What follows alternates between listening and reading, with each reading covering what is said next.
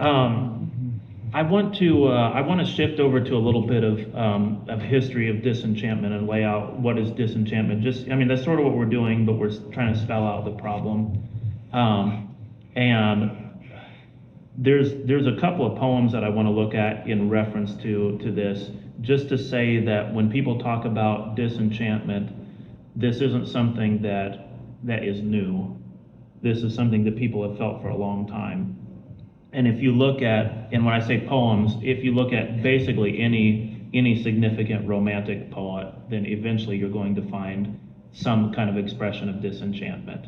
And romanticism in general is a reaction against the Enlightenment and a reaction against this idea that rational thought is all that matters and anything else is childish and needs to be wiped out and punished and stripped away. And so the Romantics take this counter stance. I don't think the Romantics really they didn't succeed in saving the world. Right. From the thing that they were fighting against, but they wind up with an interesting perspective and some very valuable insights into the nature of the problem. So I'm going to look at a couple from Wordsworth, who was a definitive Romantic poet, and more or less everybody after him is trying to look back at him. So when I say definitive, he's sort of the guy who establishes what Romanticism is. And I'm going to read one complete poem, and then I'll make a reference to another. And this will get more and more significant as the poem progresses here. This is short, it's a sonnet. And in here you'll see this sense that there was an enchanted way of looking at the world that ancient people had, and now it's lost, and I wish that I were still living in it. The title is the same as the first line. The world is too much with us. The world is too much with us, late and soon, getting and spending. We lay waste our powers. Little we see in nature that is ours. And ours I don't think of in the sense of ownership, but like in the sense that we're a part of it and we share in it. We have given our hearts away, a sordid boon. This sea that bears her bosom to the moon, the winds that will be howling at all hours, and are upgathered now like sleeping flowers. For this, for everything, we are out of tune. It moves us not. Great God, I'd rather be a pagan suckled in a creed outworn. So might I, standing on this pleasant lea, have glimpses that would make me less forlorn. Have sight of Proteus rising from the sea, or hear old Triton blow his wreathed horn.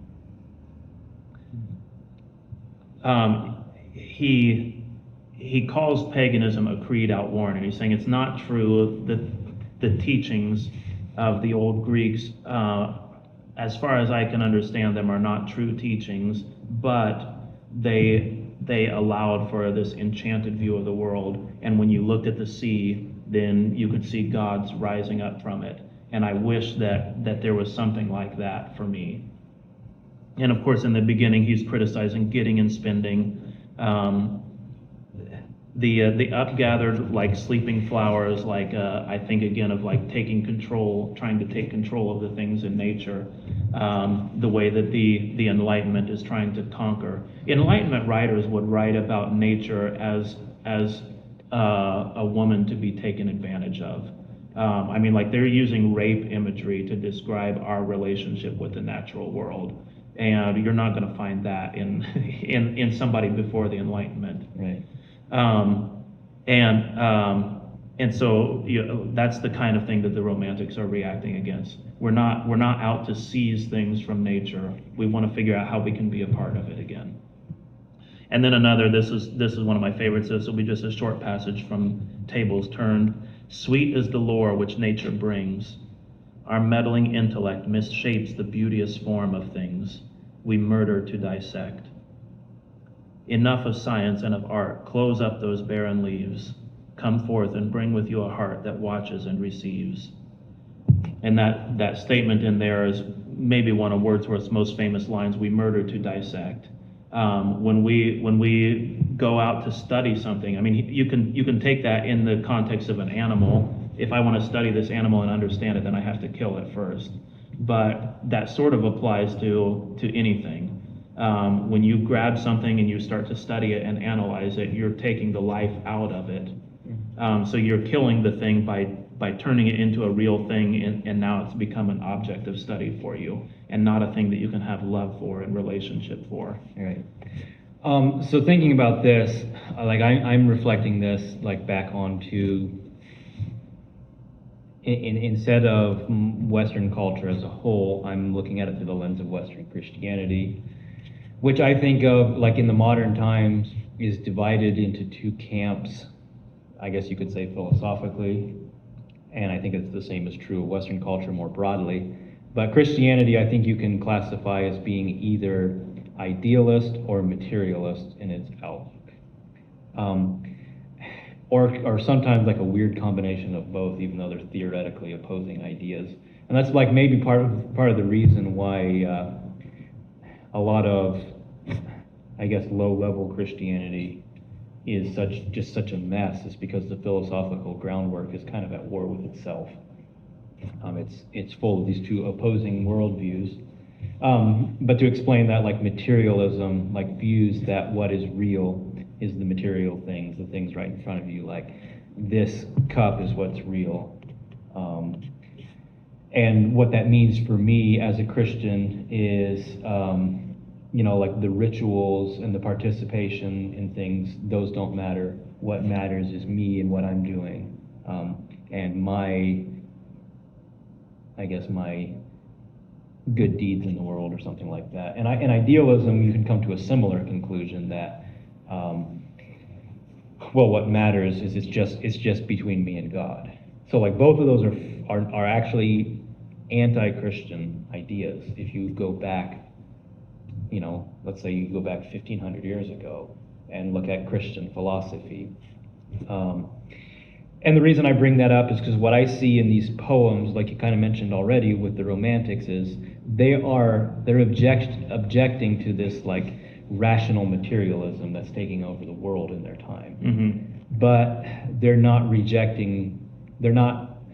bringing back, even though I think they were trying to, ultimately they're not bringing back true philosophy. Well, what happens in general, and I think other Romantics are more guilty of this than Wordsworth is, but what happens in general is that you try to oppose rationality, and you have to put something else in its place, and so you put passions in its place. Right. And so now your whole life is devoted to following your passions, and that's what makes you somehow a righteous person. Yeah. But again, if you go back to 1,500 years ago to Christian philosophy, then you're going to see, no, following your passions is not... It's like the definition of sin. Right, yeah. Right. And so they're trying to resist this rational view of things that turns everything into an object. Yeah. And I said earlier an object to be studied, but if you say turns it into an object, like we use that language to say like, well, it's a mistake to objectify women. Well, why is it a mistake to objectify somebody? It's because they're a person, because they have a soul. And like if you turn them into an object, then they're a tool that's useful to you in some way. Yeah. And if you're objectifying women, your purpose is not necessarily to study and to analyze, but it's still like you're making them into no longer a person, so that they will be in some way useful to you. Well, yeah, but like even like analytical science, studying and analyze something, the purpose is still to make useful tools. Mm-hmm, right. Like we study the atom so that we can learn how to turn it into a tool. Mm-hmm. Either a weapon or a tool. Yeah. To produce energy. Like that's the reason behind. Like it's not that. In contrast, you look at somebody like Isaac Newton, who's a scientist in the sense of he wants to study, he wants to know, and like that appears to be his goal. Yeah. So it's not like this mechanistic utilitarian approach to science. Right. And Einstein also did not have this mechanistic. He's not trying to. He's not pursuing the name of usefulness. And if you read what Einstein says, then he would say, like, what is most important to me is a sense of wonder. Right. And if you don't have that, then you're as good as dead. Yeah, which is maybe why he was so much smarter than all of his peers. Right, yeah. Because you're able to see things about the world when you're not looking at it in this, like this dry, like which Einstein wasn't. If you learn anything about Einstein, you know that he actually wasn't, this is kind of funny to say, but he wasn't a rational person. Yeah, Like right. he was like a visionary, almost mystical mind. Yeah. And that's why he was like, his ideas he had in it, like he himself says this, it didn't come by like sitting down and studying and then examining the formulas and coming up with the answers. It's like, no, like they came to me. It's like I have a vision. It's like this. Well, and he, also like through experiences in his own imagination. Like, Right. I mean, you say he sounds like a mystic, and when I've got Wordsworth on the table in front of me, then I mean, he sounds like a romantic, but not like a rational scientist. It's true. Right. I did say Wordsworth was not as guilty of this, like just give in to your passions as a lot of these other romantics. And in the second poem that I read from, then he proposes the solution as come forth and bring with you a heart that watches and receives. Right. Which for me, that seems like a pretty good solution. Go into nature not to study and not to turn things into objects, but to receive what it is that comes to you. Well, okay, so let's bring that back to Christianity. You have that same problem in modern Christianity, which is that they're reacting against a legitimate problem, which is like the dry rationalism or doctrinalism or legalism that exists in whatever tradition they're a part of. And then they fall into, like, maybe it's this emotionalism, but I think just that way that you described it with the romantics, it's like a romantic Christianity. They're like, go after your passions. So you'll hear a lot of this language of like, seek after your calling, or follow your convictions, or follow your heart. Yeah. And what you'll find... Well, you can also say, like, modern Christian worship also wants to speak to you through your passions. Yeah, right. And if you go back to, like, let's say Maximus the Confessor, so that's what, 8th, 9th century, something like that. Yeah. And like he'll say, like, no, don't do that, because your heart is going to mislead you every single time. Yeah. And the early church actually presents the same answer, like what you said, which is what you have to do is strip away yourself. And through, like, what they teach is mystical prayer, which is receptive prayer. Like we talked about it again that in our prayer discussion, is like noetic prayer, like you're receiving from God rather than like following after what you think your calling or your passion is. Right. So it's more like, so like I was thinking about this, reflecting on some of like what Aaron said in our comments, and thinking about like what's my own personal goal as a person. And like I've described that previously, to be a saint. But if I boil it down to more specific things, it's like, well, to see people and see their needs and do good things for them is something you can say. And just pondering like, well, how do you actually do that? And like the answer that came to me is that there's one way you can try, which is like come up with a bunch of things that you can do, like a list of things to do and a list of things to not do. And in this, like, I don't know, like I would look at it as like what you could say is a very rational or very analytical approach. Or even like this person. stoic discipline. Yeah. Like I'm thinking of it in terms of like, because you have that same... I'm trying to connect that to the ground we've already covered, just to say like this is the same thing that we've already been talking about. I've got an analytical approach to being a good person. Yeah, right. But then just like meditating and praying on it, like the answer is, well, here's how you do that. Do what Aaron does. When you pray for other people. Like really focus on the needs of other people and pray about that. And if you do that, if you come before God in that way, that will transform you. Like in a way that your performance and discipline can't. So like that's the contrast. Like that would be a very mystical way of going about things. Right. But that's like this enchanted Christian worldview that used to exist. Like that, is the foundation of Christianity. It's just like this idea of... What in that you say is enchanted?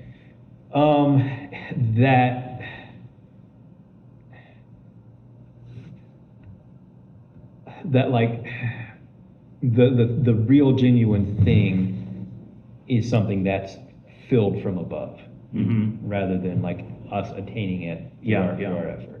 Yeah, that bring with you a heart that watches and receives. to me, the receptivity of the Christian is something that's very, very Yeah. important, and something that's, I mean, we'll dig into Mary at some point, hopefully soon, and kind of talk about what she represents. But the strongest passage dealing with Mary deals with her receptivity. May it be according to your word. Right. Behold, I am the handmaid of the Lord, or I'm the servant, or right, you know. I mean, but it's like whatever comes to me from God, I'm there for it. Right. And Well- this total openness and total receptiveness, that is the ideal. Well, so like even the word enchant, I'm not super immediately up on the etymology, but to me, I would guess it's French. And- Well, yeah, go ahead. Yeah, it's French, and it'd be, if it's French, it's from Latin. And what I would guess, just taking the particles apart, is that it's sing into something, like to sing in. Yeah. And so like if that's the etymology of it, then I think like the idea there, something that is enchanted, like some agency has, like singing is like, I don't know, like magic, but also like life. It's like something has filled this from an external source. And so like an enchanted worldview is like seeing the world as something that is being filled by an external source. And like taking that back to my own prayers, like that's what I'm seeking after personally, is to be filled from an external source. Yeah, one other comment I want to make on that receptivity, which is, that's receptivity is being filled from the external source.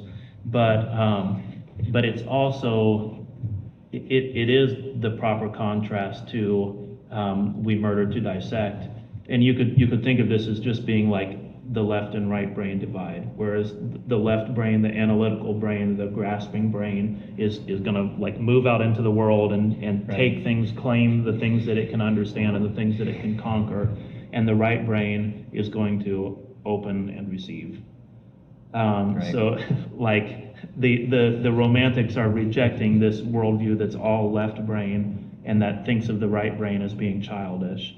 And they're saying, no, we need to figure out how to embrace that part of the human person because it's absolutely vital. And vital is a good word for it, really, because like I was saying about we murder to dissect, the part of you that's not analyzing and that's not dissecting is the part of you that sees life, that understands things as having a life and having a spirit. So like, just thinking about the symbolism of singing into something. It's like singing being really connected with this idea of spirit. And life too. I mean, you have like Lewis and Tolkien, both in their creation stories, they have the world being created through music, through singing, which you don't see that explicitly in Genesis. You see it's created by the word. But then also man, like to make man a living soul, God breathes life into him. So like, I'm just like connecting this imagery of singing with breath. Yeah, right.